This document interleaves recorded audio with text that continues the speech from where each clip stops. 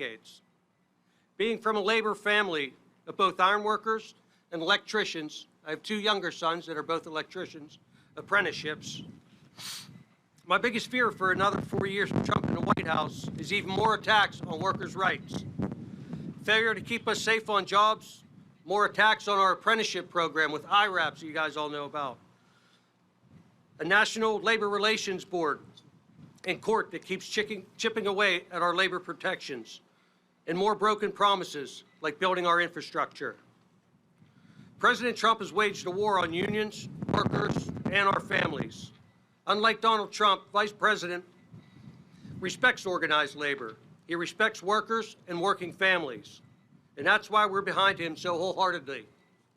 Biden will make it easier, not harder, for workers who want to organize.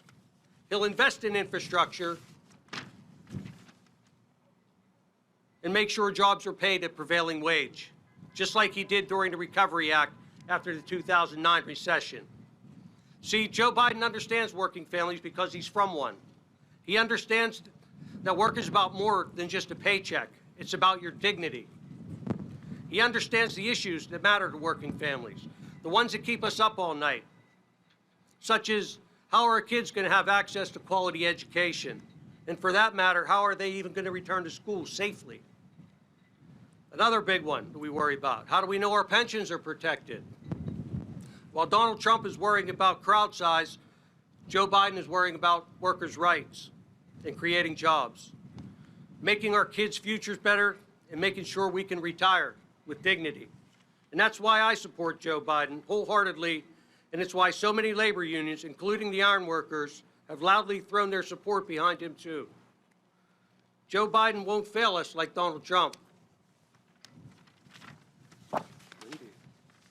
He won't make false promises to us for political gain. He won't disregard scientists and allow this pandemic to continue unabated indefinitely. He won't treat climate change like a hoax. He'll tackle it while preserving and creating Pennsylvania energy jobs, unlike the lies President Donald Trump says about him. So, all that to say, I couldn't be more honored to be here today introducing the next president of the United States. And I couldn't be more thrilled he's decided to end his campaign here, where it began, right here in Western Pennsylvania. So, ladies and gentlemen, brothers and sisters, Joe Biden. We the people, hey now, got to make the world go round, got to make the world now. We the people, yeah, got to make the world go round, got to make the world now. You may have the black blood. You all must be freezing. As my mother in Scranton would say, God love you. Thanks for being here. You know, the one thing I've always been able to count on my whole career, unions. I know how to say union. I work in both unions. Hey, folks, it's good to be back in Beaver County. The fact is that we've been in a situation for a while here that, and Greg, thanks for the introduction. I do appreciate it. You know, one of the things about the ironworkers is that I think you're all crazy. You know what I mean? I remember ironworkers endorsed me early on when I first ran for the Senate as a kid, a guy named Tommy Schrank. And I used to walk in the union hall all the time and say, anybody who is crazy enough to walk up 16 stories on a beam and shoot a rivet has to be nuts. But thank God you are. You're like, where I grew up, you joined a trade, you became a cop, became a firefighter, or a priest. I wasn't competent being any one of them, so look what happened to me. Folks, look, Connor, thank you for being here, and thank you for all you've done. Ladies and gentlemen, you know, this is about more than just an election this time out. There's an awful lot at stake.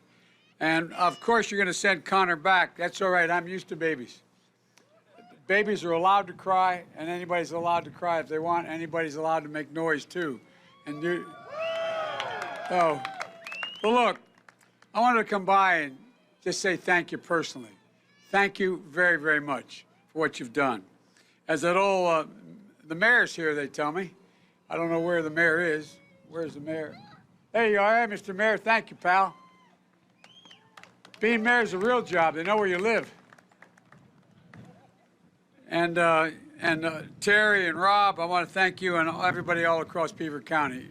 Folks, look, the fact is that from the very beginning of my career, I found myself in a situation where I've relied on labor. And I hope I've demonstrated that labor can rely on me. You know, we're in a home stretch now. We're in a home stretch. And as my coach used to say in high school and college, it's go time. It's go time. Tomorrow's the day. Tomorrow we're going to send Connor back to Congress. We're going to hear what labor has to say.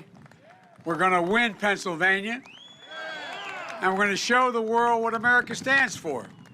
Folks, as I said, I wanted to come by and thank you personally, canvassing, and thank the mayor and everyone else that I've just mentioned here. The fact is that there's a lot at stake in this election. We are really at one of those inflection points. This is going to be more than just who governs the next 4 years. What happens now, what happens tomorrow, is going to determine what this country looks like for a couple generations. And that's not a joke. I really genuinely believe that. There's so damn much at stake. And you know, as we get this home stretch, you find yourself going home. At least I find myself going home. This is like home. I'm from Scranton, Pennsylvania. I grew up in Claymont, Delaware. And used to be a steel town that had steel workers, used to have 5,800 steel workers in the town. All gone now. We got to get it back. We're not going to get it back in Claymont, but we can get it back here in the United States. And folks, the fact is that, as I said, we're heading to a home stretch. We know the stakes have never been higher. We know they've never been higher. My dad used to have an expression. He'd say, Joey, when he lost a job in Scranton when Cole died when I was a kid, and we moved down to Claymont, Delaware. He took us home to my grandpop's house. And he made what I call the longest walk a mom or dad has to make. Up a short flight of stairs to the kid's bedroom and say, honey, I'm sorry.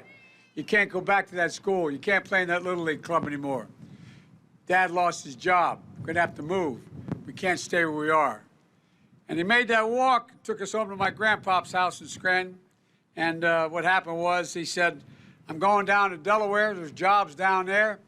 I'll come home every weekend. Probably take me a year to get one. I can bring everybody down.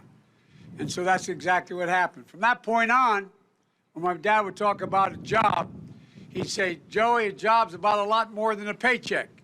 It's about your dignity. It's about respect. It's about your place in the community.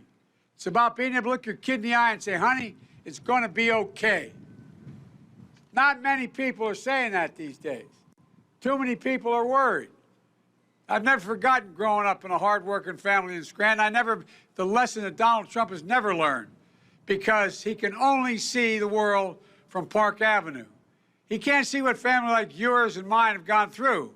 So he refuses to do the work to get this virus under control. He refused to do the work to get our schools and our small businesses the resources they needed to stay open.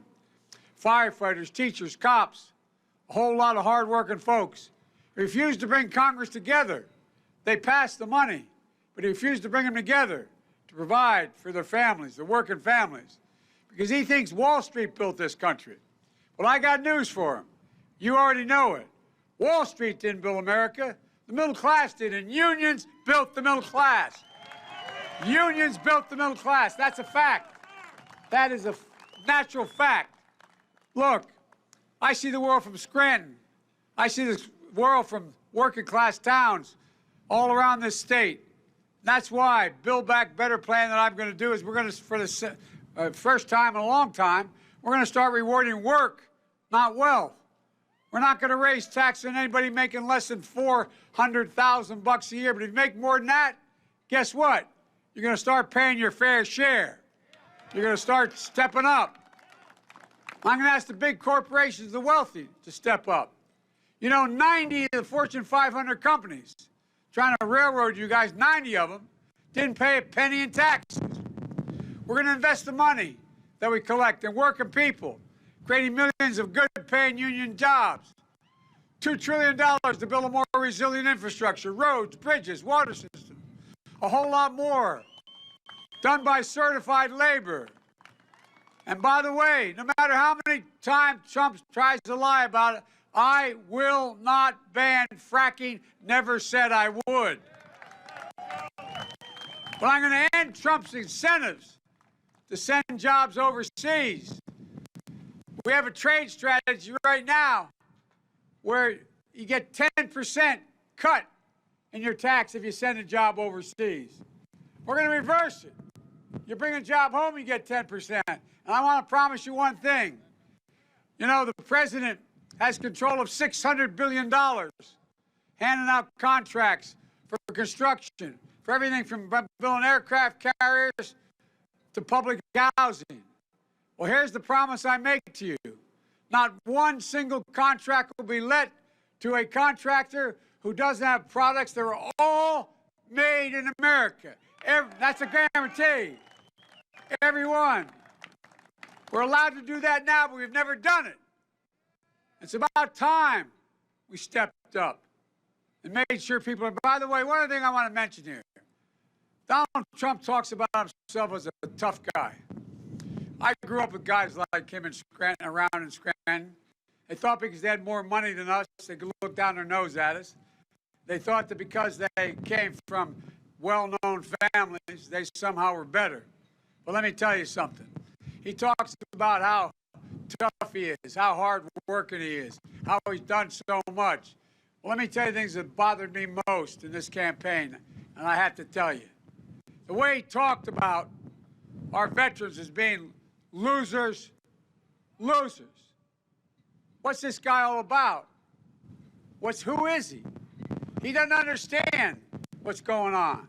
Folks, my son was the Attorney General of Delaware. He gave up the seat to go fight in Iraq for a year. He won the Bronze Star, the Conspicuous Service Medal. He came home and he died of cancer, but he came home, and guess what? He was no loser. Trump's a loser. And all of you have served. All of you have served. I really mean it. Think about it. Think about it. Is it any wonder why? This is the first president I'm aware of. The 6 top generals that work for him. 6 4-star admirals and generals. They all left to say he wasn't worthy of being commander-in-chief. They quit. McCraven, McChrystal, Special Forces. These are the guys who did a lot commanding. They both endorsed me. And then came along. 22 4-stars stepped up and endorsed me. Saying because they knew I'd have their back as commander-in-chief. This guy doesn't get it. I really mean it. Many of you, sir, took physical courage to do it. He doesn't get it. Folks, we owe the military. 1% of the Americans are protecting the other 99% of us. We owe them big. Look, we can only get this done, though. We can only get this done in Pennsylvania. Pennsylvanians vote. We got to make sure everyone returns their ballot or vote tomorrow. Make sure everyone you know does the same. It's time to rebuild the backbone of this country, the middle class, and this time bring everybody along. Everybody. It's time to unite this country. There's an amazing thing about this moment in our history. On the one hand, we're facing the biggest threats to who we are, what we believe in our lifetimes.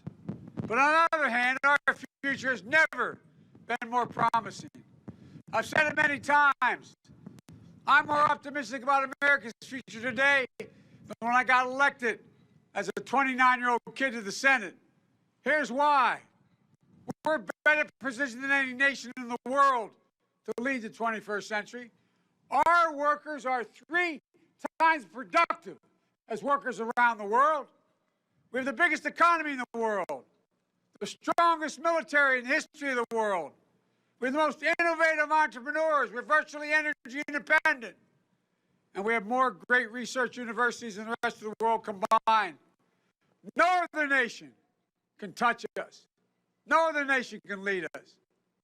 We can lead by the power of our example, not just the example of our power. The only thing that can tear America apart is America itself. And that's exactly what Donald Trump's been trying to do from the very beginning. Divide America, pitting Americans against one another, rural versus urban, based on race, gender, ethnicity, national origin, or religion. That's wrong. That's not who we are. Everybody knows who Donald Trump is. But we're about honor, integrity, dignity. This is the United States of America. We've got to let them show who we are. We choose hope over fear. We choose unity over division. We choose science over fiction. And yeah, we choose truth over lies, constant lies. So folks, it's time to stand up. Take back this democracy. We can do this. We're so much better than we've been. We can be who we are at our best. Not you have ever seen. I guarantee you a seat at the table. God love you all. And thank you, thank you, thank you. Let's get this vote out. May God protect our troops. Thank you.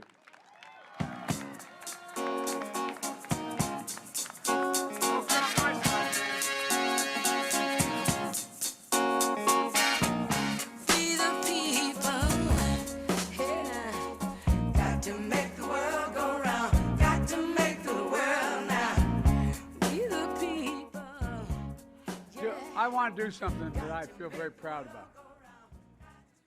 That son I told you about, who I lost, I want his 2 children to come up here with me. Come here. This is Natalie. Don't be silly.